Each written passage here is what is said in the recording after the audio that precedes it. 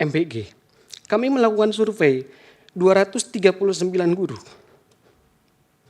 Dampaknya apa saja? Beban kerja meningkat.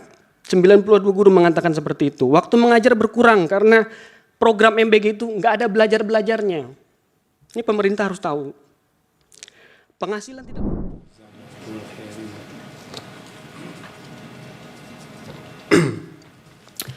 Assalamualaikum warahmatullahi wabarakatuh. Waalaikumsalam. Bismillahirrahmanirrahim. Wa ala asrina linsana lafi husr ila ladina aman wa amilu solihati wa tawassaw bil haqqi wa tawassaw bis sabr. Semoga Allah melindungi saya. Yang mulia, perkenalkan saya Iman Zanatul Hairi. Saya guru sejarah, guru Madrasah Aliyah Al-Saqofah, Pondok Pesantren Yayasan Said Akil Siraj. Saya mengajar sejak tahun 2017 atau 9 tahun yang lalu. Sebagai guru madrasah, tambahan kesejahteraan dalam bentuk tunjangan profesi guru atau TPG dari Kementerian Agama harus mengantri dengan durasi sama seperti antrian haji. Selain itu, guru-guru madrasah yang sudah lulus pendidikan profesi guru ataupun PPG juga mengalami penundaan pencairan awal tahun 2026.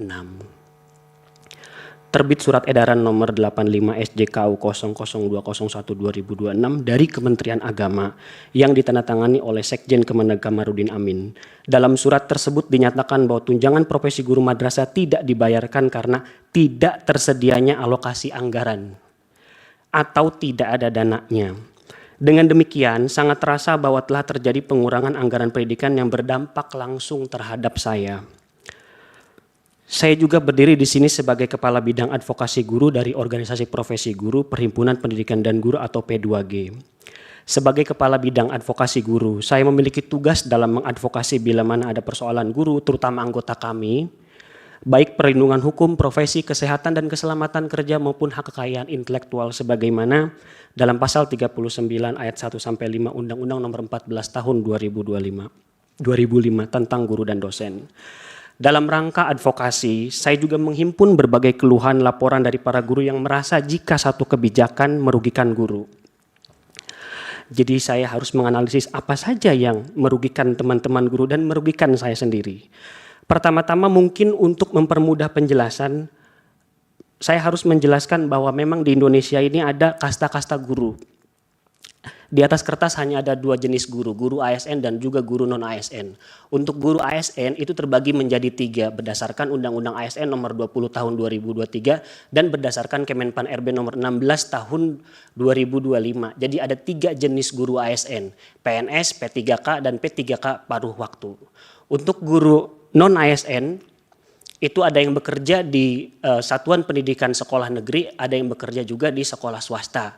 Mereka juga disebut sebagai guru honorer. Guru honorer terbagi 2 lagi menjadi guru honorer kita menyebut yang digaji oleh pemerintah daerah dan digaji dengan BOSP dan juga guru honorer murni yang hanya diketahui oleh kepala sekolah. Nah, inilah teman-teman guru yang dari kasta-kasta tersebut yang mungkin di dalam PowerPoint saya beri kotak, disinilah harusnya ada peran negara. Namun kemudian sebelum ada Undang-Undang APBN 2026, pengkastaan ini memang sudah ada kecuali guru P3K paruh waktu. Sudah P3K dia menjadi paruh waktu. Mungkin ke depan per 8, per 12 saya tidak tahu. Lahirnya jenis guru ASN P3 paruh waktu berbarengan dengan tahun kedua kebijakan MBG yang diperkuat pada tahun 2026 dengan Undang-Undang APBN tahun 2026. Selain itu ternyata setelah ada P3 paruh waktu, harapannya guru honorer ini bisa terangkat dan lebih sejahtera. Justru temuan kami adalah bahwa gajinya lebih rendah daripada guru-guru honorer.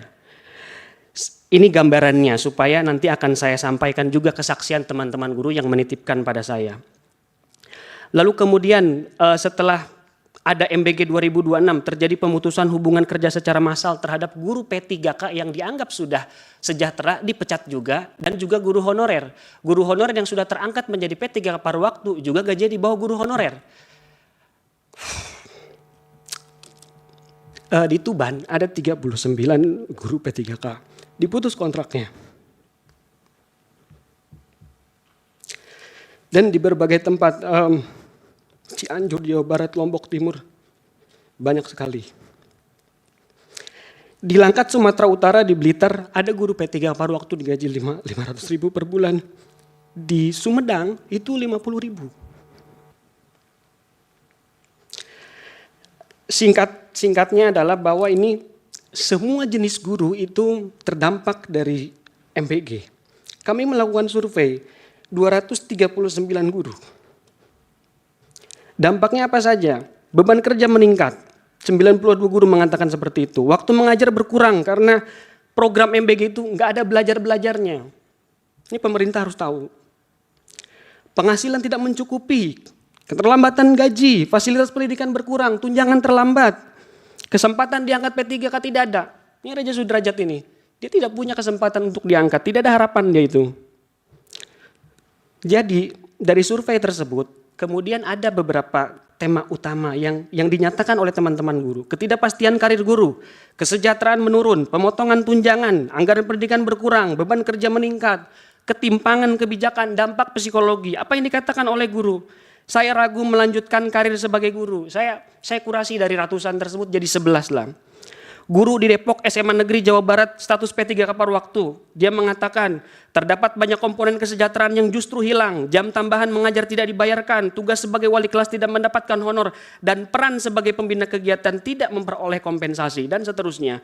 Guru SMA Negeri di Kediri Jawa Timur P3K paruh waktu. Mungkin Pak Hakim bisa melihat nama aslinya, tidak saya sampaikan di sini. Alokasi dana pendidikan untuk kesejahteraan dan masa depan guru dalam beberapa tahun terakhir ini dan utamanya tahun ini semakin mencekik secara psikologis. Maaf, ini kata-katanya begini.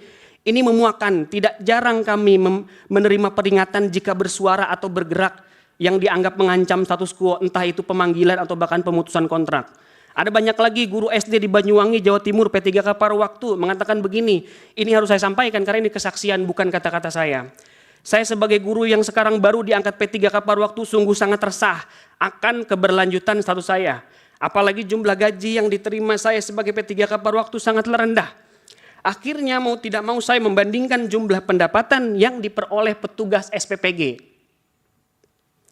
Guru SMP negeri di Kabupaten Serang, Banten, P3K paruh waktu, karena terbatasnya anggaran daerah tidak bisa menggaji guru katanya, kata beliau. Khususnya sebagaimana mestinya, karena anggaran daerah dipotong langsung oleh pusat yang seharusnya bisa membayar gaji P3K paruh waktu. Karena anggaran dikurangi jadi tidak terbayar seperti seharusnya. Rokan Hulu SMP negeri Riau, P3K paruh waktu, saya guru P3K paruh waktu yang terdampak formasi 0 dari lulusan PPG Prajabatan. Semenjak saya dilantik pada Desember 2025 sampai hari ini Maret 2026 saya belum mendapatkan gaji sepeser pun. Alih-alih mendapatkan sertifikasi gaji saya terlambat dibayarkan. Lalu SD Negeri Tulung Agung, Jawa Timur status P3K paruh waktu, dengan adanya MBG gaji kami sangat minim. Proses pembelajaran tidak kondusif karena anak-anak jadi fokus ke MBG, sekolah saya sarana prasarana juga perlu diperbaiki tetapi belum terrealisasi. Ada masih banyak lagi, ada SD negeri di Bandung Barat, Jawa Timur, ada SMP negeri Kediri, Jawa Timur, ada SMP negeri di Sumedang yang mengatakan bulan November saya diangkat menjadi P3K paruh waktu yang sampai saat ini belum jelas kesejahteraannya karena anggaran daerah tidak mencukupi. Majelis Hakim, saya lanjutkan, mayoritas responden, teman-teman yang mengisi, bercerita, mengirim pesan kepada saya, menyatakan bahwa pelaksanaan program makan bergizi gratis berdampak pada terganggunya kegiatan belajar mengajar di sekolah. Dampak yang paling banyak disebut adalah berkurangnya jam efektif karena proses distribusi, pengambilan, pengembalian wadah yang ini bertentangan sekali dengan Undang-Undang Guru dan Dosen, seringkali berlangsung pada saat jam pelajaran. Selain itu, ini perlu diketahui juga oleh pemerintah, banyak juga yang menyampaikan bahwa program ini menambah beban guru karena mereka harus terlibat langsung dalam proses pembagian makanan, menghitung jumlah paket, hingga memastikan pembagian wadah makanan. Waktu istirahat pun tidak ada, waktu persiapan mengajar menjadi berkurang. Sebagian juga menyoroti kualitas makanan, karena menu di sini dianggap tidak baik, menyebabkan banyak makanan tidak dikonsumsi oleh siswa. Majelis Hakim yang mulia, upaya yang kami lakukan secara konstitusional ini adalah upaya yang paling mendasar, jika boleh menyebut upaya terakhir. Karena akses untuk mengevaluasi agar anggaran kesejahteraan guru dalam anggaran pendidikan tidak diambil oleh MBG, tidak ada salurannya. Jujur saja, kami mau melapor ke polisi, polisi punya dapur SPPG. Kami mau melapor kepada Tentara Nasional Indonesia, tentara punya dapur SPPG. Kami mau melapor ke DPR RI, anggota DPR banyak yang punya dapur SPPG. Jadi emang ini jalan terakhir untuk kami mengadu. Kepada siapa lagi? Kepada konstitusi lah kami berharap, ya kalau nggak punya dapur ya.